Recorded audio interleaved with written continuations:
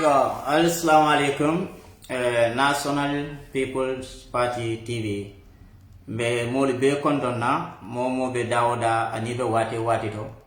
Albadi malemu salu kemo barontal nata lejam.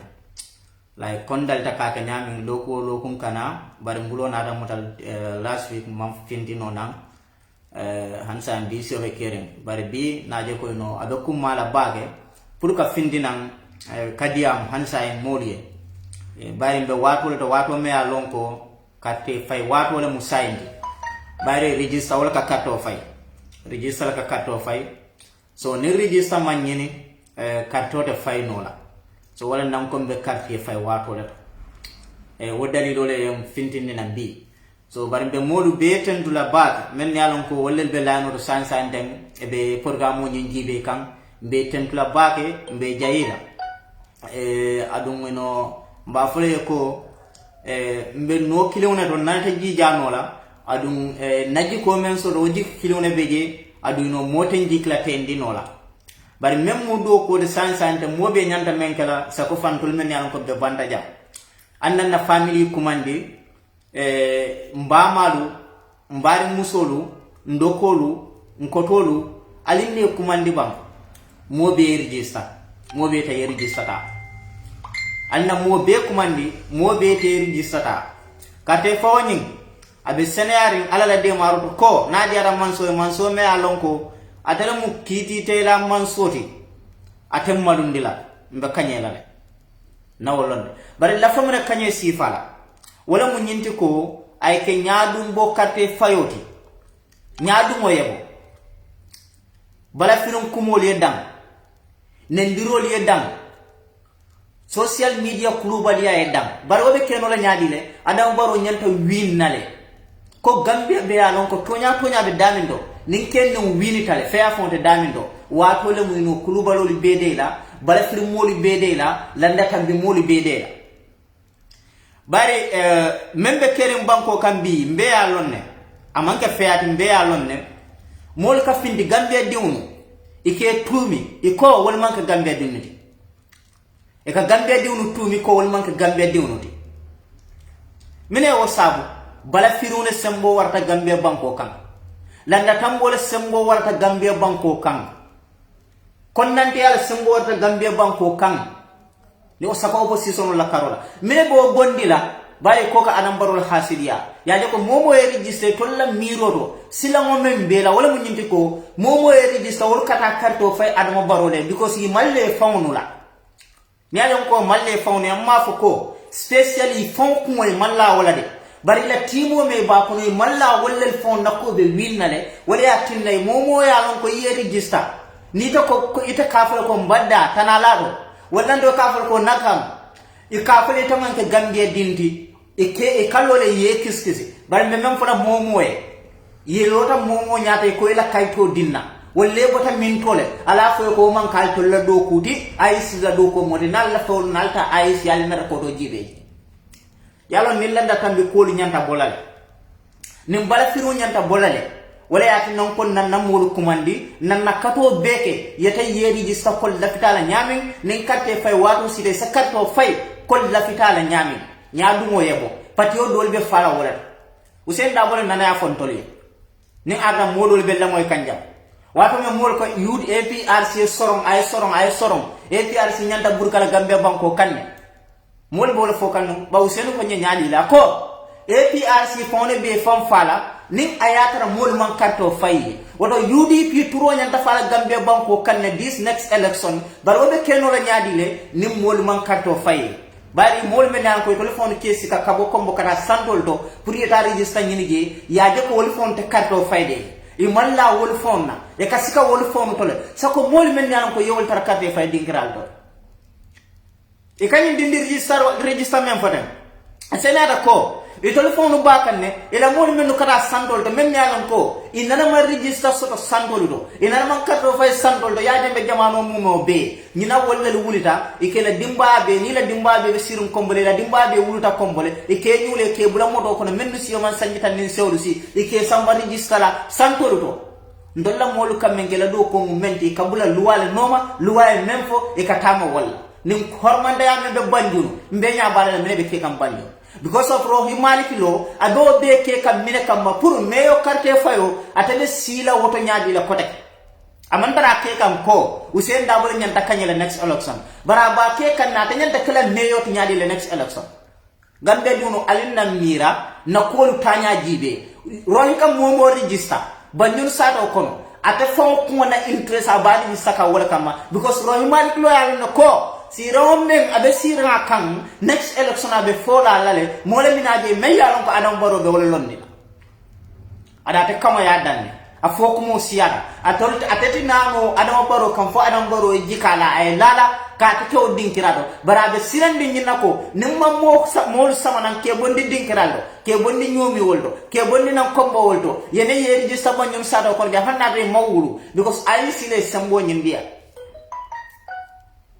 ako nimma woke ndata kanyala because banjuru dewni men nalon ko banjuru lan saro lel mu woldi bi woli be karto fayla adam barole bari adam baro do ko men ka banjuru sato kono adam baro nafa men ka banjuru kolla adam baro banjuru mutaka ya mu banjuru tinyami banjuru lan saro be adam baro mutal ko sade dewna mati alum banjuru kol be karto dila adam baro la jamal be karto dila rohi maliki lola wala tinaka mol bondina banda ke bondina kombo ke samba ke disa amanna promotion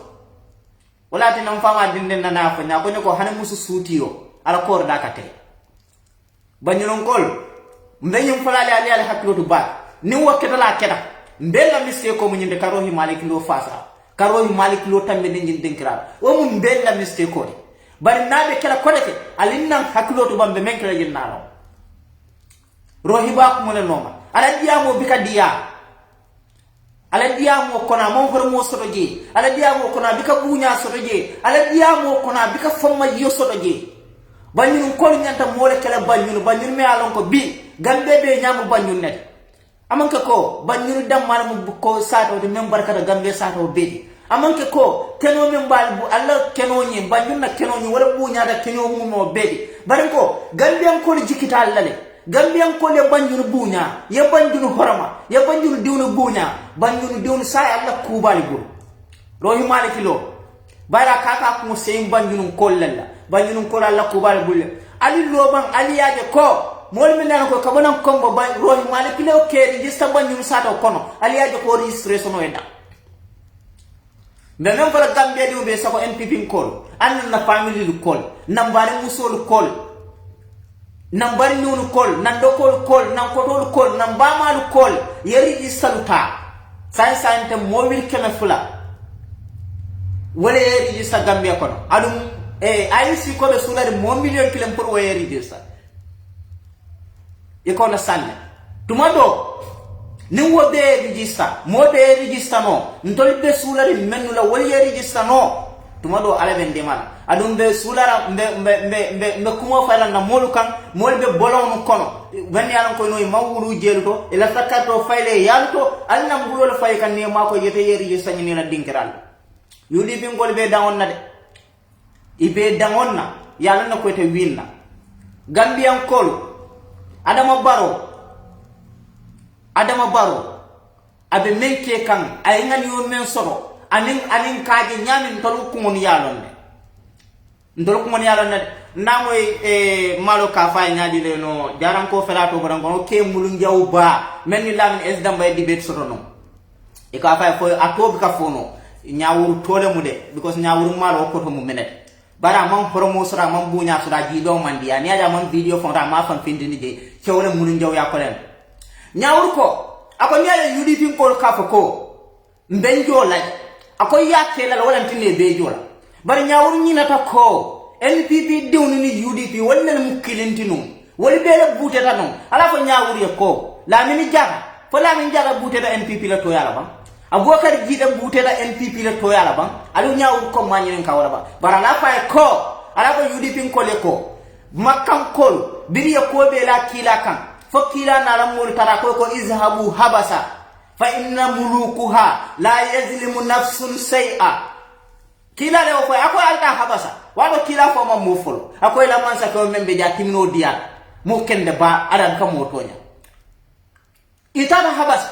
ye bayni silolu kam yitade ni mansa fa nyoka ye ko be kela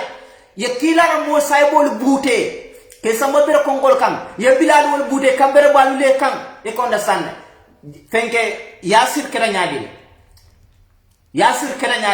Sumayya keda nyaadile ikonda sana bari obe kola kila nata hijira tara Madina birin kila be murana sojar wili keme ani wala dunda maka sato kono maka ko be bori duntela bono kono silaw kamal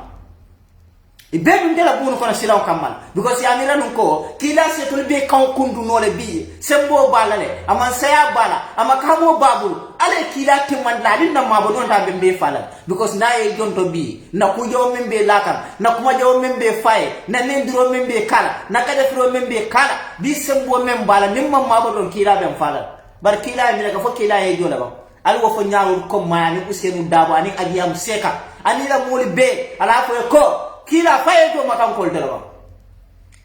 fakila e joto ba hani kila ko bilale no ko ta sa to kono yemma kan ko lenka ye findi namba yantara kaba kono mo be mabari ibe kaba wali ne bebe silandi ya mira no ko kila kade ko wonnel kunduwol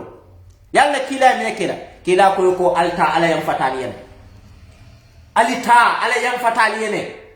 adu kila yam fate fodol jakalta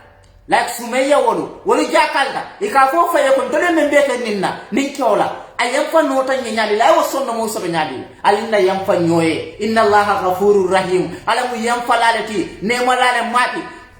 ndolla president adam barako mbe yam fa la moli ne men yo kuja o kan yam fo dal bari hani alaka yam fal ndolle president ko Adama Barrow ko APRC ko lu be man kujawke APRC to man kujawke men yo kujawke luwa be lale kan ne nin luwa late ka wato men nin luwa men fo be lale kan say aldol ko men be kal APRC dingo ita wuluta kiyan bari to APRC la num ndaga no UDP le iko ndala nyanto mo menti nda nyanto sot la le bari APRC diwo men na bala bakilim fakilim wala nyanto mo menti amanya no sot la nanga nyine atinda constitution ko na ko be mo soreje nko constitution e bakilim fakilim no tammin ni nyola ako membe sirin Gambia banko kan amang wandi banko kaydo solo wala fisiada wala banko di ya tambida katami mola membu me ini ibakilim fakilim nyola men tata simane ay kayto sodaje ay je banko din kaydo solo bar say bakilim fakilim bi gatra pati kilim ndal mo muta por remti do se tar no UDP da do be APRC bar fal be mon ke banko diwna de ba ntol ni APRC ko be mu banko diwna ti men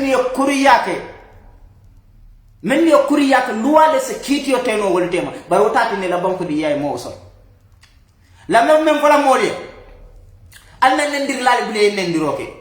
yaade hadama di unal kala moy roke mbeddo la message la moy kambale video la moy ka kaka Maimouna Cissé Dabo la ne bari ma jaatu fo nata na ayala nyaato ko bula ku kono ay tu miro la Maimouna Cissé Dabo ma men fo iko san ni ko be cross yalla moy ro beke ni Maimouna ko na londo sodo baki ni ko dala ko ita na de ko hay londo sodo kare mo harama don de ko al mo harama don nyaadi kar yelol ka bur kare ba ha kar beten ya meten mo kar wanyari bam itale ya wanyari Maimouna Cissé Dabo ma wanyari iko san wala atnan tol NPP kolu alinna ko be sambane haklola ne aran tol kamfana nun nakuma fo isafa ko ha Maimouna re nyimfoe bari maje tol fo mu findira nan ibe daji ko fo kela nyaton ko e me yaron ko wala ma daji ko to nyala ndol yalon ne bari non tene yanko wadam fa ndol ka kambalan ka fo maye ko anin lamin tunkaran ke badan ka fo kal goso moy nyin ke bama ibe kala fi fan na attack ibe kala fi na kuma fay iko understand nkata de batandi kawal so nimbite ko iko kana kamola ko wakan nyina fo ko wala mira woto weta ko wala lo wajji ko do wala ati ne bo fo kan bar ala de maro to NPP ka kliman finti ka kuma fo wala ndo no ka kuma misal ke bani ma fo ne la mo findida ay daji ko be fo daji ko men nan ko tuma don tolmo wolon tuma don ton nan mo mirae ala darajo komen kala darajo sadum kujawto ndon nan mo mirae kala naful tiya sadum kuto ndon nan mo mirae ko ala makamo sadum no kuto ndon nan mo mirae barala modu findidal yaytan ko makama tiyo ni makamo so musul nyaka tilale ni darajata musul nyaka tilale ni ko do so ko kare musul nyaka tilale anu yelol ka bora jato kono woto we kuja ma bale itandalla woto Gambia kol al kana labam ko di molu la men yalan ko e ka fa yelol ka bora ndul jato kono wosen dum no ko jawo barale al kana labam ko di mol la men yalan ko e ka fa na flole bentol bulu wosen tol dum no ko jawo barola al kana labam ko dum mol bul men yalan ko ka fa ko ndolu darajatale wosen dum no ko jawo barola Gambia ko la labam ko di mol me yalan ko birasita mansa yala muso na man finda ko ndala kamban ko dole mari ala la banko di mo la me yalon ko birasita mansa yala mo na man finde kiti buno ko na fulo na ko di nangam le bala ala la banko di mo la me yalon ko birasita mansa yala mo na man finde ko ay entene karla fayno nyokam wala mu his excellency di Dr. Alhaji Adama Mahmoud Barrow ñina mu moti me yalon ko atele jarata pour kan na banko bara kan na banko di mo beke kilinti kan na banko do ku nani kana banko dingo beke kinenti kana banko do kunonye adon idame wato sidla because kumol be falal sai ni ya mira nunko ilani mendrole yatin nan tolbe stobla kumo kuma na fo watle mu ni afa fo wato mansi e kam mistake ko soro son tolbe kumol fo wato lel badbam ila sunyaro limbe wanyar lale ila kujawul limbe wanyar lale e ko na sane yem bawol ne yem fa ne mon kuma fo ku jamal be mabore mbulu mbe findlale mbe be fola mbe la kaytol findin lale la sunyar kaytol amad jitay nyim fola musin new do finda kaka amad la jaan bara ma jaabi abala leader dundi kam bari nek amar ko ha may fati la nyen ni ta ko ka findi ko jaabi i ko neng woto kam fato de kuma ko yo fono la teta may no ma yafa ko amal gide nyina fo to nyaala mu bam fo to nyande janni be findla ilo kuma kala ndaw fa woto be men ko NPP kolé wato sit la pour nan na makato bay wato sitale pour nan na makato bay iko understand ika finde ko ni ndindi merennu nunu kawo telo la ni banko kay iko fon tollele iko understand ndol man tara kawo nyini kam bari be minen nyini ka wala mu banko la kayro be wala nyini kam banko la nafa be wala nyini kam banko la nyaato tan toli be wala kelo la adu mbajala ko weke iko understand mbajala ko weke bari ni to liaje ko toli fotale ita keno la fendi ita mara no la dinkiral ikombe fitino la wulin la banko kam nimbe ko fitno ta man sol e kam mennu wala ning adra nun ko wal manke hakkil maluti e ka fo ko la kayto dinana e manke banko dindi e bodan min dol wala ne meta nyinin ka wala ne meta aduna ngan ko nyinin ka ita fa bodan min dol gambia be mu nalal gambia be mu nalal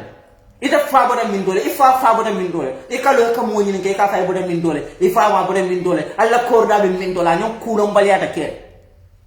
fanyina be kayro sabatin la gambia banko kamba ñina be kayro samba tindino la gambe banko kamba nin ataran tolma ke hakil tulal de bam bari non na hakil tuo wala ya tinna ate keno la fitnode bari fitno la ko mbe kalilla moy ba usenda moy press conference kana ko election ko la fitino ata ko wolto mira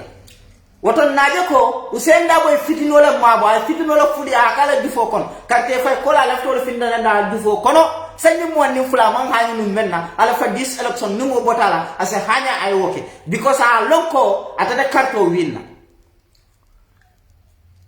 aya lonne ko atade karto winna bara se mine keno karte fayo kola ay fitino wulindi ye dinno na register ye lunta na register ye karto suñanne wo system o dam may bo le kekam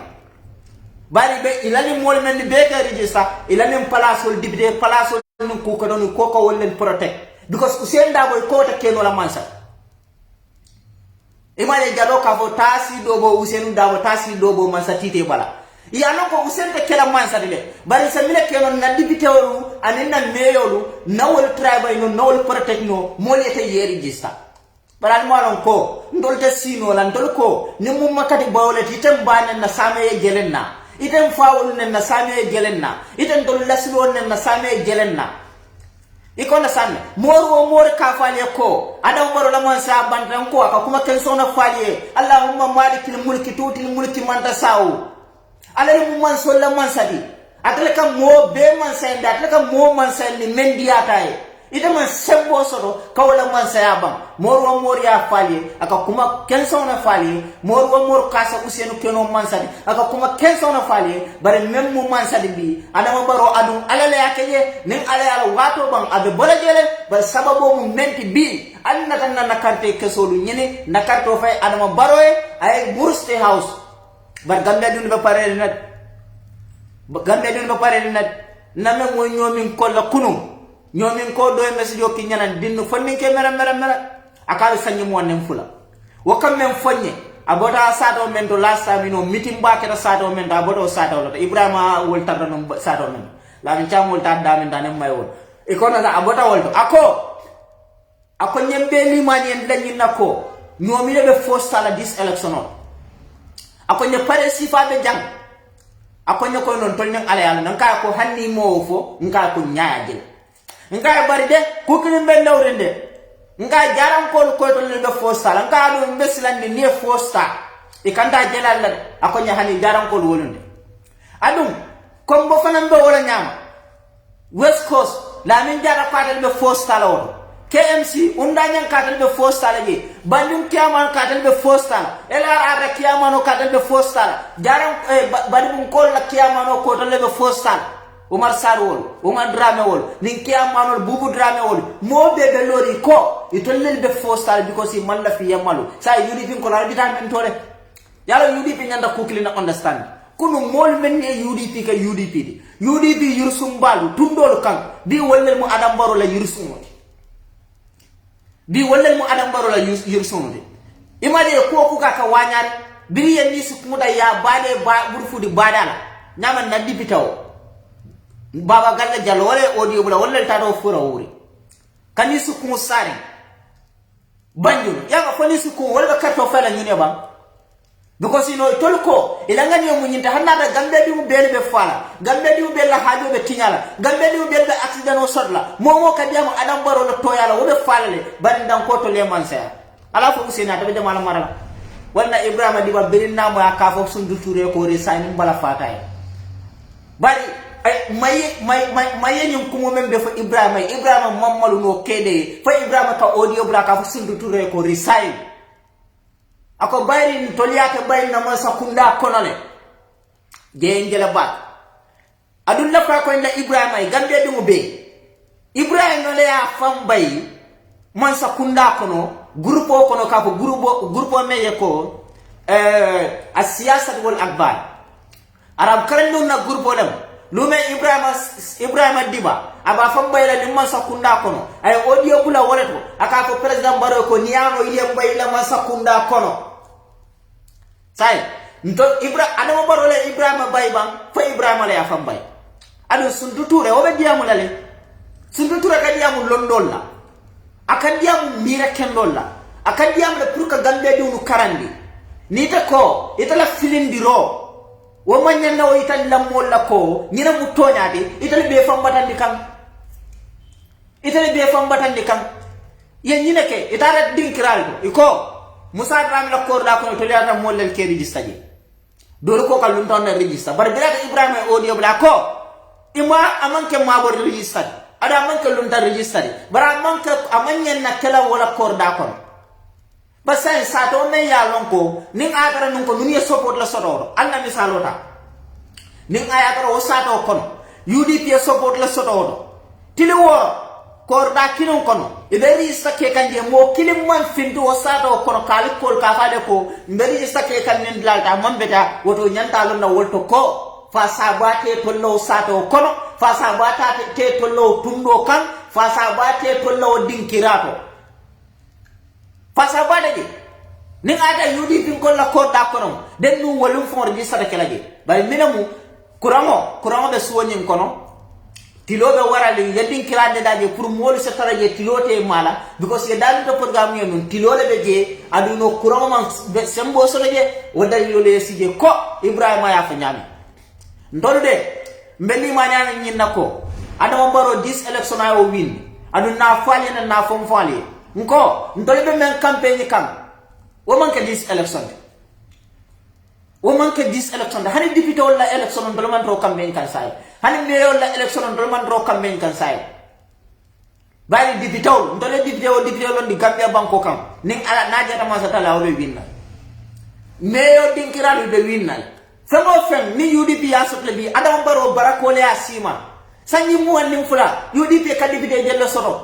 sanyi muwan nim fula UDP normal mayor soto inarman kiyaman soto Gambia banko kan adama Barrow na ta yo soto fo sai Gambia diuna alinda jibe mfambe to la barako mo de ban fa adama Barrow la barako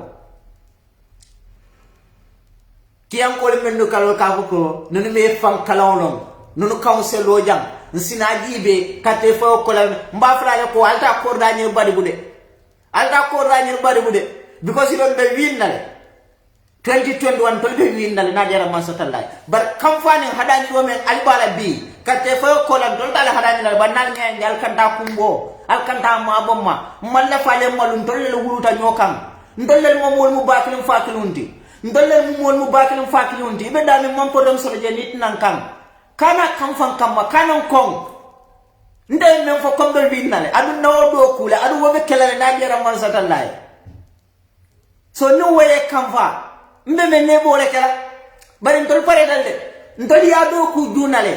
wato me ite tulobe molle bente banen kan e kom badi una muti da huwo be soronde ina fikima ibe kono ibika fo ko alaku alkana ne mbadi una mati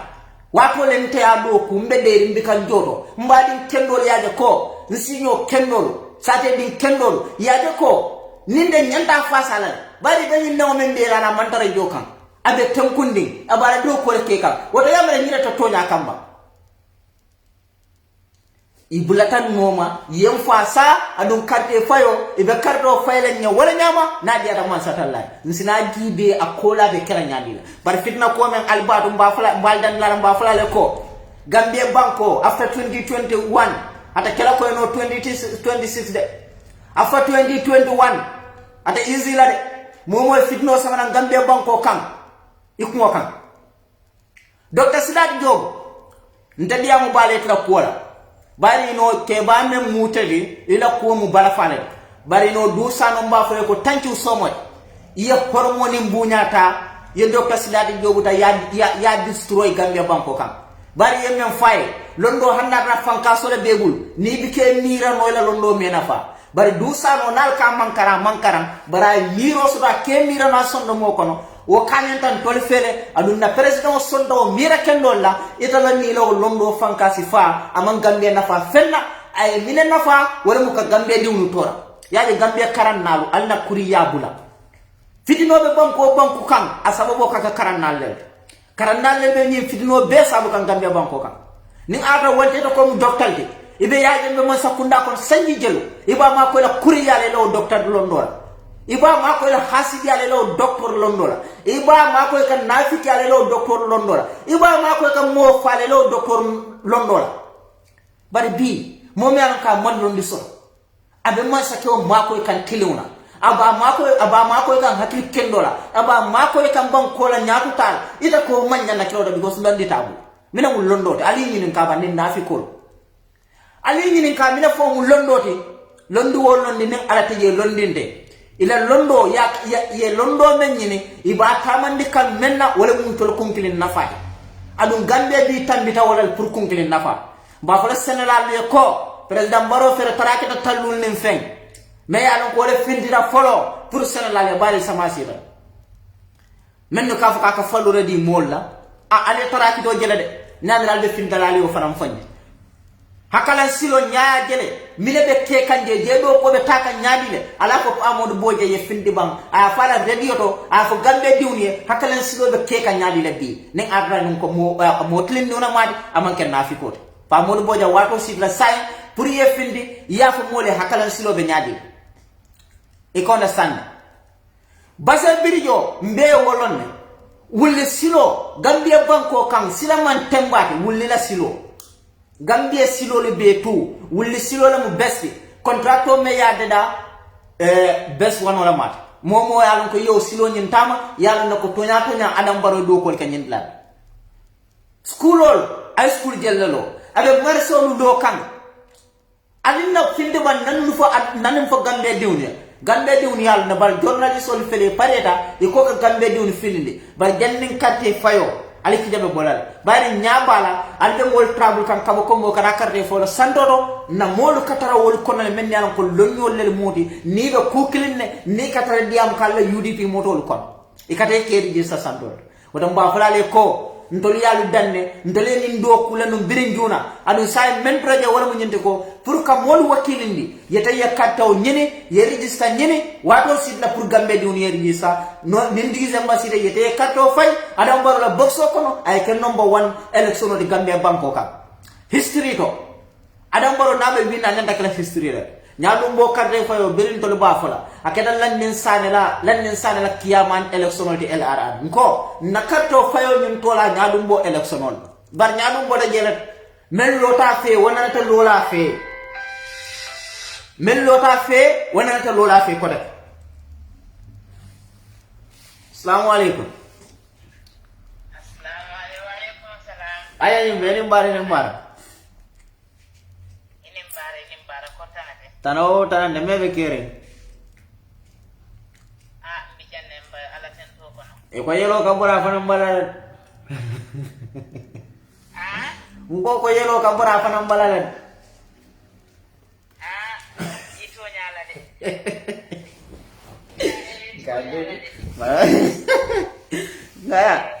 do ko lambo alma sone akira hormon amina allah ya rabbi nga konton na baake mbe tatula mbe jayi la kata ko le men abaka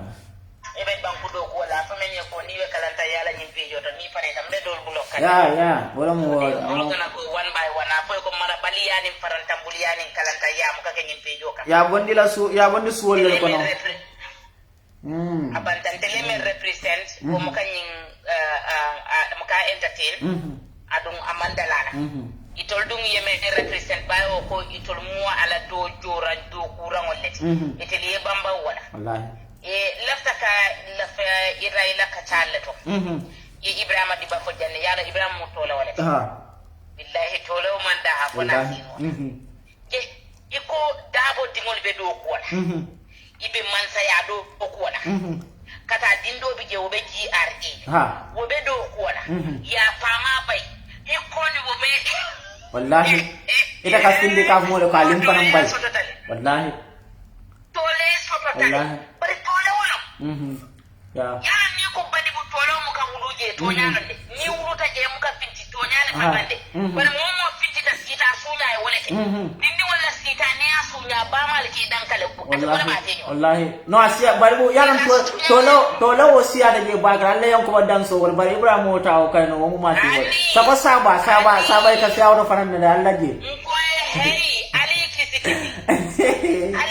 ndoli ya ni me wuluta ndoli ya ni me wuluta jo ga sima ya yo manka sampuru samuti yala yetole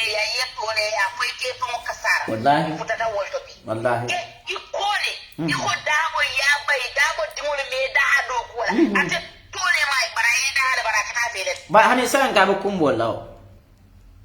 yala mo ne ketela ye dabo ni misandile wo fana be ni misando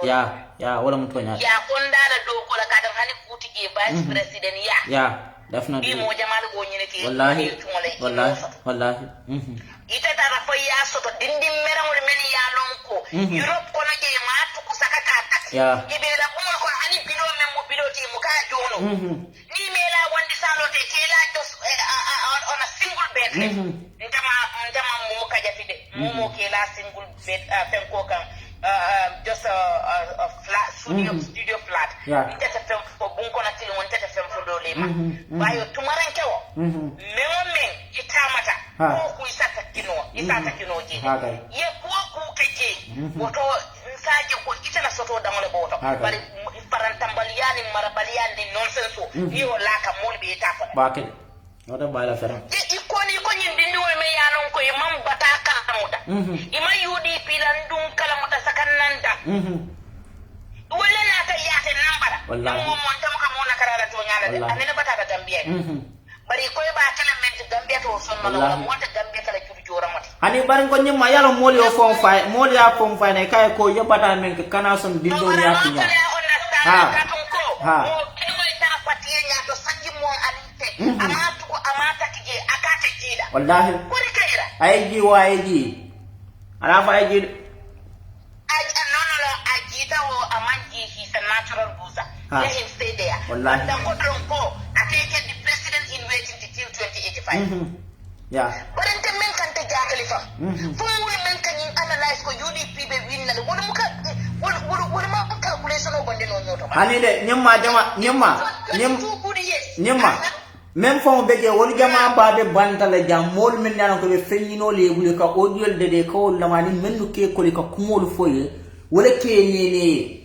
bar men be gambia wol fon yalu nako wol fon ka fo ne ko ali be kanye lale de bari no al mala be kala yalu ne ko wol sifal fo de kaytan do ko ali be kanye lale yo na ko tema ali yaken nale ko wol fonyele na wol ne ni ka sila ni ka kata sate o sate dawo da ni ka sile ko fonyele ka fonyele ko ani wo kali yaken nal momo son ta tonya iko na sande so no yo lo men be banda jam ido wala nene kan kuma kense ona ka fo ko ha so ko be mburu janne bari bi gambia to nyuma ngo man bin ko tante gambia ta dum dam mata gambia men mu toñati adum dam mata yo adum dam mata karto fayla bi ni ta ko sara hulolu wala be wala mu opposition wala be adam baro le start call ne sara hulo be kam fada bi ko itole men jawol mu adamati wono because you live in call kende ne yetulu bondi la call konon iko fulol adamu mu fulol le jitara foye fanjutundi fulol la mol man kela audio la moyle ndol be mu wonati bari kela audio la moyle mennu kafo wala fana ye fanje ko mbe fala de dak bari mbadela ko adam baro e kany ay tan modore ko suruwalu manke banku dinduti biba wonne bayinde kan kolol wolto banjuru wolto no kombo wolto e ka Senegal len mu kamol bonna Senegal kasama sin kollel wala fana yaade ko ibe ko ku jele ba jela adam baro tambi sa ni wol be kafuta nyoma ani ndol men nan ko farata temale half and half ndol men nur solo ba adum bi APR sin ko ya karto fine to le wala fisare ya karto fine ni because yalla nako nin nunu nate be bayla Casamance Gambia dingo e bajale no UDP ko ba fly ko teta Casamance bora Casamance Gambia dingo même ma mo wuruta Gambia wuruta foni buloka wuruta foni jima jana ibajale no Gambia dingo ba kelen da be muro sikala ka ba fly ko no mur Casamance bora Casamance adu jolay to sonne nyaawo de Gambia kono adu yaji ko adam boro ne sanyi nano kono ani si notale ame tora amon kuma jaw foye anana me neng so wali karto di adamala wala be fisale ye karto di nyun adu nan bi kamera pour ka du UDP adu yalon ko bi be kuku kono jaw yala karola usen da wala ya dai kam biri be man sa kunda kono may fadi le ya le kam dira be man sa kunda kono o ko ta jolal fanamal o dum ba fele ko al kanal fannene dongo bi kam me tantanjal talo kunku dala membaye bi wulun salon usen da wala kunko binde lalu bi dole be kaburu wala kono man kunko ba binde adam baro kunko suman wala mo amantilo fonsi mol na de dunda ko ya be farfar ya be senen firlal na tilikino amosi ya be fi binde lal na amantilo afosi ya be binde alokal sawni mola sanni mo ne flebe mena kunko binde kay maba wolte lamol ne Mustafa die kita fajjatele mbika mo jabi comment sol to mbika mo comment ya barite neta sude baake da banen do men benna messenger ko na siata bat adum fele ne jenim pejo fanankan mbete bond lanim pejo kanne because banen de la bala mutati ne Mustafa jede nyam mamaram fa yalla da fanan kam mesjo kite na bari ada yo banen de la ba ya na da sude baake wow yeah is very good. But nobody nyema afo ndoli odlan to lomba nyema afo ndol mudindo nalde ban ndol tulo ke batal den ndoli odla to lomba ke le say ni man bo odla to folade adon ndol tulo mu ke ba balati de nawdlan to lon net yalo woto maye wala fal findal ba tan ga ndole je lon net ndol tulo ke batal al kanan nen ndol mu al falle yo nyema tenda abarate baake Saliou yalon Saliou mu nekk ta ñulu la ñulu yi tardé tale ka mu nanan ko e tardé tale ñili already they have seen their failure Saliou 20 something years 26 years isn't it of existence ñimolu full house man saya di menna kota house bo di le la bak kan ha ko fonte ñu ane kota house wada sudi wada alkali ala fondi la sa Saliou ika analyzing menke ka boni min tolo where are the numbers nkonto da wala kan ta jakal election the 2016 election namira momo inte mu serious contestant ite ya lon ko definitely inte lafta contest like Ndela party nyimbe interest na go back to the election board, go back to the results, election results in 2016. Ni okay, ya analyze ba ya ju ntabe lori minto. Mol me ya non ko joka du ni nyami na ne busaji. Nyami na we man so lola je ka ko be kiri tata jumale marasa GDC. Wallahi. Ite ka ta joka du be lola je biri wato me na ko ti ko taki. Ite ka ne ka ko mole ko je manke tala strong yani derano me wuluta nene man loje sakaka ngulu ma bare mbado GDC wala la nyaron ko mi jamal de nyimma ibe de la wo fe wolo kripul tale fa pare hani UDP kripul tale no yala na nyaton ka dole na ka usien do nya ka fu ko na bika sisiron ka sisiron konole malon ko wala la wala mo malon na ko ta kala ma kan de dawo fa Saliou. Ha. I will continue 1 second. Just give me 2 minutes. Okay. Network will play Okay. 1 second. So anyway, nyina mu quote mbe men fokan. Alinna wakili drum na kati keso nyini na molu koli ya kata nyini. Alin kanan trolo nen di rolla. Ibe ko men bele be fero men bela hay ka dinno ne register. Bar sai wo dinno men ko konko le register ni e natali. Alka ay sila doku lala je wonna talo do bam yala du ko waje anna nyinin kalo ko wonna talo lu botam min tole yenna tali min tole dindo men no kefo ndol ndana man ay sila natali din doku lala natali kilinge wo dindo nu bala so ta la fo ko ite game play no nan tolkan adu ten tolke no mo stupid ronoti ntulo e ku jamala moy adun ka dunya la politiko fana njibere ni be kala politicien not ila fa duna politiko kono ibe dunya la politiko jibera folo ibe sirim banko do jela politiko ko sa ka nyaadi idala banko la politiko cross yene ye dunya la politiko jibe dunya la politiko ka tama nyaadi nani oke wato la albalana bari be mem fulale UDP nana fa na diamo ko di video do yen nyinen ka ko akonya ako mbedia mon la tan comme no UDP la divido dole muy no ka fop kantora not kantora bari bolon kono ma fanna ma ko fa bu kambine jini jang han sa en ka ko UDP ala ta wollel fani mbado keta vitale so adu sa UDP be damen bi na national executive NPP ibe fele parete ko UDP ndiyo ila fatalo wala tal nyaaye ga nyomile ye nyiyo dati sikala ya dati sim kumbato na bita kan kankoro ma fa UDP ndiyo na national executive sai kankoro wadi jamara ni nganta futala woto di zama mundu mala nyanta bado kala laftal nyen kala wala to men be layno UDP nyanta bade la di zama mundo ari bado nyanta kala min dole fajara lamba fondu do bolem UDP nyanta bade la min dole anna nyonyi nenka adu wo bado be nyanta ma be la woto banko fatio ni meta wotle purala bado we ala bado we keko mota je hani mbele nyanta ma be lo bado to nabe badela fabe badela fajara la bang fanyanta badela do bola bang nyanta ma be la je bari ke denki lala men fa ko tasi dobo usenda bo tasi dobo man satite bala nyim manata abaraka wa tesalu yalla mun nekata nyulula la ibe panikrin right now last cut ares right now paniko be fe nyula le kende ke wallahi ka dunia je banyim borim mela ten mun be tindi ka nyuriyana ne lustale right now you told teton nin katte fayo baye ke bala tilala wona nya yeah definitely bari tonya yeah son tale tonya ko nya ada madin dulu molu imuka banko tamanya hana ko fereng imole lo wallahi ita palima be tamala wallahi mulu ba fule nko mo beta president baro la finola president baro bar ni man la fala ndirima ha ane ndirima wallahi mo tam tawale yeah wala definitely faliyat yeah wallahi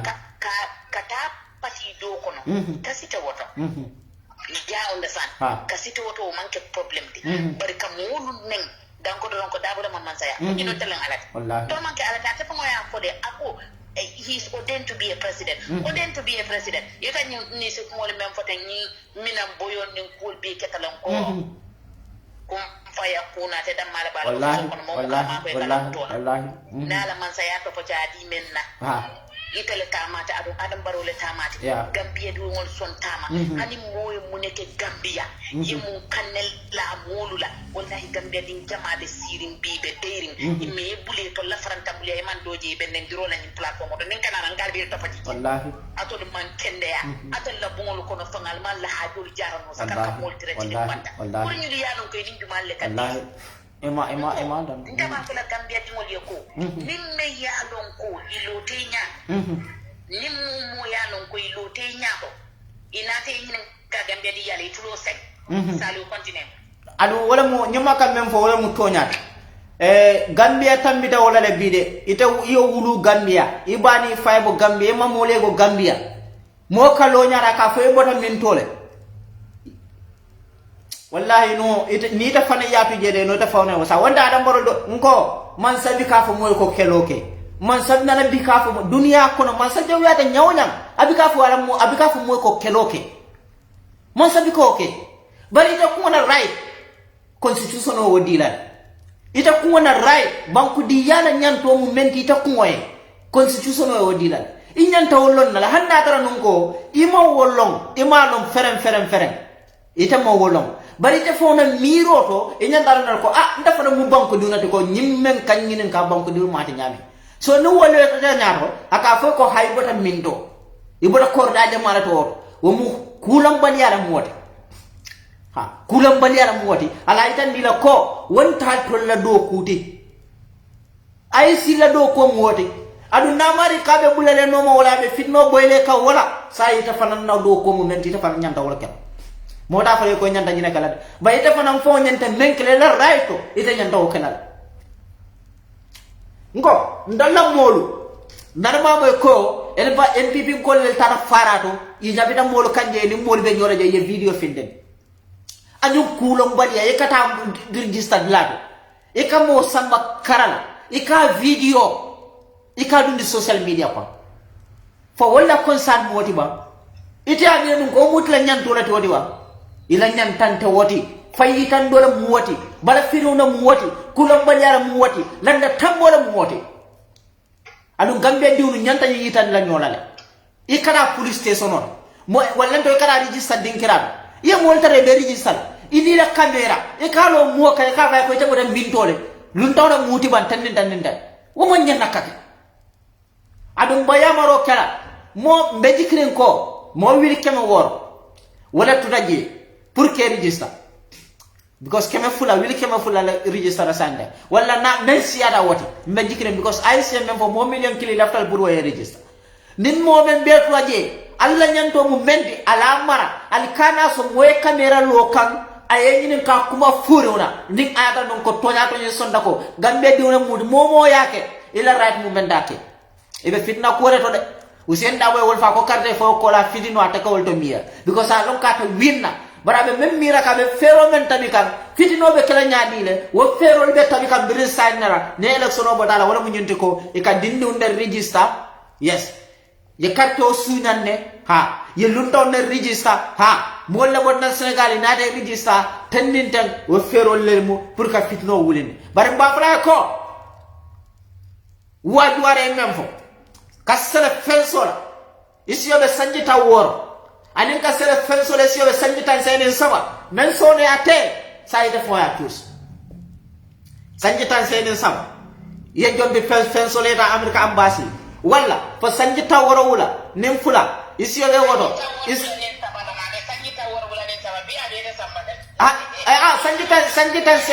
sanjitan senen sabala mu banjamane ka masiyo nanga mofo njamane ka masiyo nanga mofo bola nyima fo ko mo njamane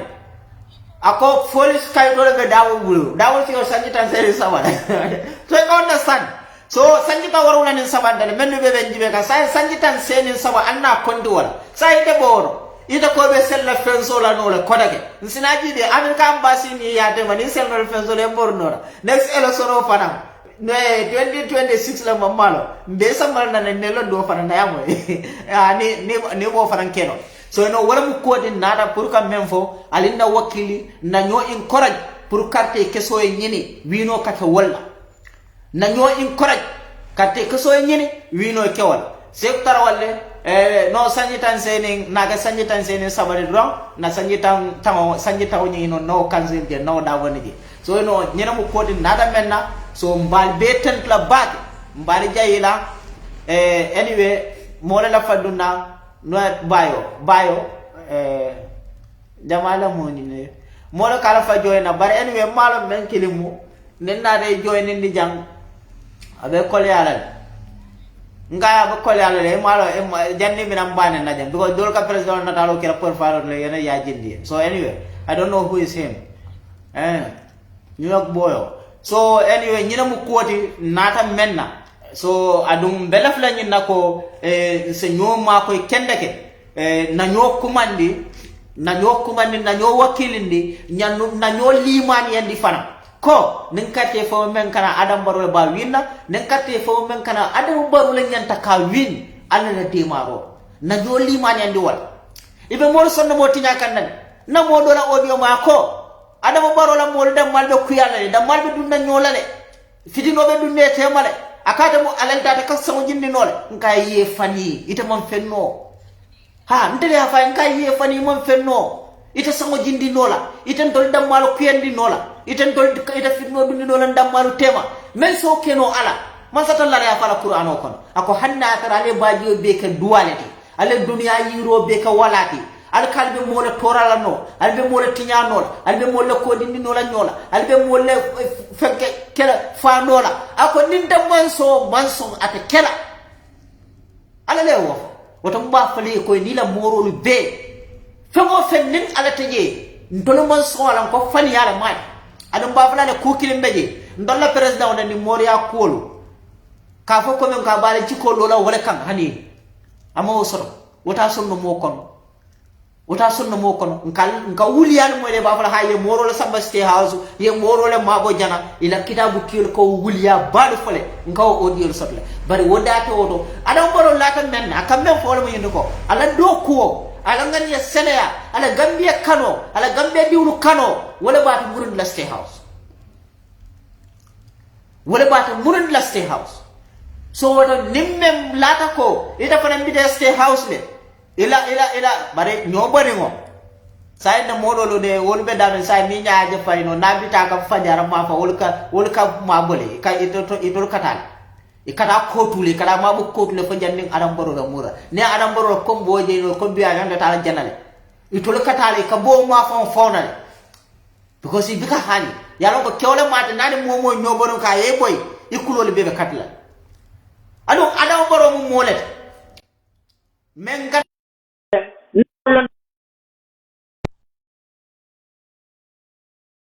ni midi fama stone en tambe no Gambia a fan danka kiyannamu barinta sado nyin to fala de adun tamano nyin to fala ako amalla fi adam baro la moto fon kuma kango ay wo moy wala fo ala jalo la denkil kango ay wo moy wala fo kala kombo yoje ay masimata akakata sitam kular la because wodo nabe woto ata adam baro la fella moy la aya konna fo la mo tambida billahi kanyim mem fo dem man rafane afo kanne mbe kallale man satalla ani masumo tara ani masumo boyta asmo katita han sabe lare kiyannem nda sado nyin to fala nda mo nyin to fala barakata kiyanne adam baro mum man salde man samme alon ka to mo torla bi kam mo kon ba ni mo kon fanya kan alal kala kidio tay so nyim mambe danna janne so mbe mo beten la men be jibero la mbe jayila ba fala ko mbe murranande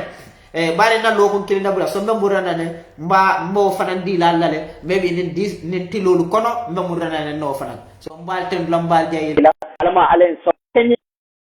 timma andi kita sale kuma ten dambal jayila ala dar kalbadi masalu ken wara assalam